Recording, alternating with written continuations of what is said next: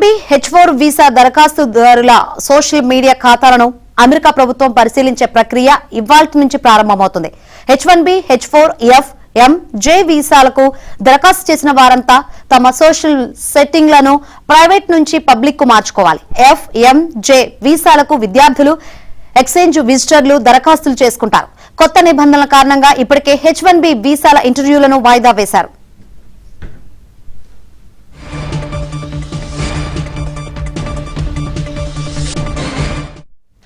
అటు వీసా దరఖాస్తుదారులతో పాటు వారి కుటుంబ సభ్యులకు చెందిన గత 5 ఏళ్ల సోషల్ మీడియా యాక్టివిటీ వివరాలు ఇవ్వాలని కోరారు.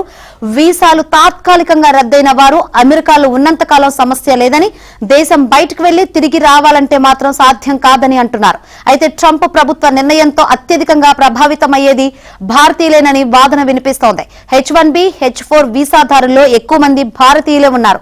వీసాల తాత్కాలిక రద్దు వల్ల వారు ఏదైనా ముఖ్యమైన పని ఉన్నా స్వదేశానికి రాలేని పరిస్థితిలో పడిపోయారు.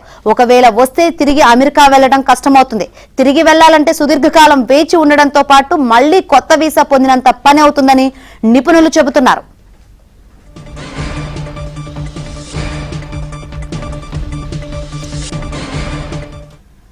మరిన్ని వివరాలు అందించేందుకు మా ఢిల్లీ బ్యూరో చీఫ్ కృష్ణ సిద్ధంగా ఉన్నారు.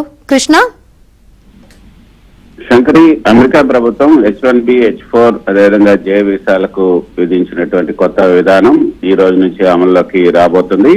ఇకపైన H1B అంటే ఉద్యోగ వీసా, అదేవిధంగా H4 వారి భార్య, పిల్లలు ఈ వీసాలకు అప్లై చేసే వాళ్ళ సోషల్ మీడియా ఖాతాలు Facebook, Instagram, Twitter, X, LinkedIn వీటన్నిటిని కూడా పరిశీలించబోతున్నారు. ఇక మీరు ఆన్లైన్ లో ఏం పోస్టులు పెడుతున్నారు, ఎలాంటి అభిప్రాయాలు వ్యక్తం చేస్తున్నారు, మీ వివరాలు నిజమైనవే అన్నది కూడా ఇప్పుడు వీసా అధికారులు చూడబోతున్నారు. దాన్ని సోషల్ మీడియా వెట్టింగ్ అంటారు. అయితే మీ సోషల్ మీడియా అకౌంట్లు ఇప్పుడు ప్రైవేట్, అదేవిధంగా ఓన్లీ ఫ్రెండ్స్ కెన్ యూస్ అన్న స్టేటస్ లో ఉండకూడదు. పబ్లిక్, అందరికీ కనిపించేలాగా పబ్లిక్ ఉండాలి. ఎందుకంటే వీసా ఆఫీసర్లు ఈ ఖాతాలను చూడాల్సి ఉంటుంది. ఖాతా ప్రైవేట్ లో ఉంటే వీసా ప్రక్రియ ఆలస్యం కావచ్చు, లేకపోతే సమస్యలు కూడా రావచ్చు. అసలు వీసా కూడా నిరాకరించే అవకాశం ఉంటుంది. ఫామ్ DS 160లో ఏం రాయాలి అనేది కూడా ఇప్పుడు నిపుణులు చెప్తున్నారు. గత 5 సంవత్సరాల్లో మీరు వాడినటువంటి సోషల్ మీడియా ఖాతాల పేర్లు కూడా ఈ ఫామ్ లో DS 160 అంటే ఇవి అప్లై చేసేటప్పుడు DS 160 ఫామ్ ని మనం దరఖాస్తు చేసుకోవాల్సి ఉంటుంది. దానికి సంబంధించి ఆ DS 160లో అన్ని వివరాలను, సోషల్ మీడియా వివరాలన్నింటినీ కూడా ఇవ్వాలి. తప్పుగా వాటిని చెప్పకూడదు, వాటిని దాచిపెట్టకూడదు.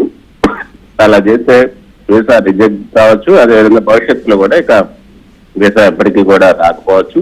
అయితే దీనివల్ల ఏం జరుగుతుంది అని కూడా మనం ఒకసారి చూస్తే కొన్ని సందర్భాల్లో ఇంటర్వ్యూ అపాయింట్మెంట్లు క్యాన్సిల్ అవుతున్నాయి, కొత్త డేట్స్ తర్వాత ఇస్తున్నారు. వీసా ప్రాసెసింగ్ టైం అయితే పెరుగుతుంది. ఇది అందరికీ వర్తించదు, కానీ చాలా మందికి ఇలా జరిగే అవకాశం అయితే ఉంటుంది. ఎందుకు సోషల్ మీడియాలో ఈ యొక్క సోషల్ మీడియా వెట్టింగ్ జరుగుతుంది, సోషల్ మీడియాను ఎందుకు చూస్తున్నారు అనేది కూడా ఇప్పుడు చూస్తే ఈ సోషల్ మీడియాలో ఏదైతే ద్వేషపూరిత పోస్టులు, అబద్ధాలు చెప్పడం, హింసకు సంబంధించినటువంటి మాటలు మాట్లాడటం, అమెరికా చట్టాలకు వ్యతిరేకంగా కనిపించే కంటెంట్ ను అందులో ఉంచడం, వీటన్నిటిని కూడా ఒకవేళ ఉంచితే వాటిని తొలగించడం మంచిది అన్నదే వీసా నిపుణులు చెప్తున్నారు. నిజాయితీగా ఉండాలి, ఏదైతే ప్రశాంతంగా ఉండే కంటెంట్ అందులో ఉంచాలి. అలాంటివి కనుకుంటే క్లారిటీగా, ట్రాన్స్పరెంట్ గా, నిజాయితీగా ఉంటే మాత్రం భయపడాల్సినటువంటి అవసరం అసలు లేనే లేదు.